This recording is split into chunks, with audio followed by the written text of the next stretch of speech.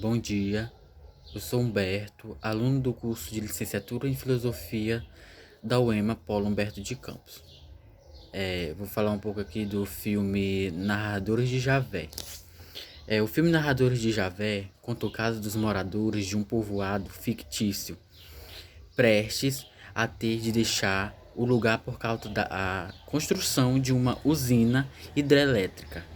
Para tentar evitar a inundação de Javé, eles decidam escrever sobre o lugar e torná-lo um patrimônio histórico a ser preservado. Antônio Biá, que é o único com habilidade para registrar pela escrita a história de seu povo, a ele cabe a responsabilidade de colher os relatos dos moradores e lhes dar um tratamento científico, ou seja, aquele que a história oficial reconhece como legítimo.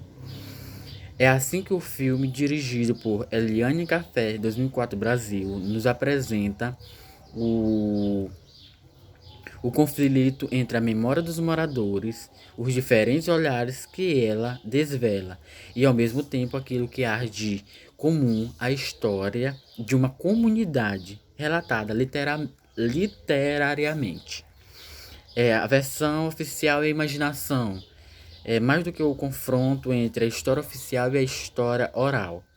O filme traz o confronto entre linguagem que se distanciam, que uma é a cientificidade que a história oficial defende como critério para validar o seu conteúdo. Outra é a imaginação que permeia os relatos dos moradores, aproximando as lembranças do vivido e do narrado da literatura. Como a tarefa de colher e registrar a história do lugar, o personagem de Bia revela o quanto os homens simples não são sujeitos da história e como que é responsável por relatar essa história também é sujeito.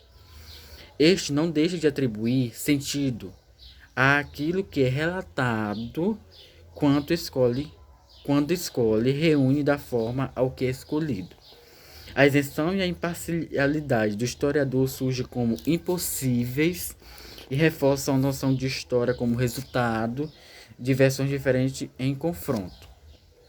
É uma disputa injusta entre o que sabem os homens simples e aqueles que detêm o poder político e econômico. Os laços que unem. Os moradores de Javé, eles lutam para preservar não apenas a cidade, mas sim seu patrimônio material. A hidrelétrica não leva apenas as casas, a igreja, o correio, como se isso fosse pouco.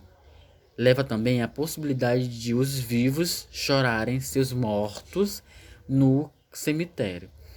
A iminência da inundação de Javé escreve no âmbito da noção de patrimônio histórico, a importância daquilo que lhe é material, a cultura, a criatividade e a imaginação de um povo e os laços que unem as pessoas às outras e àquele lugar.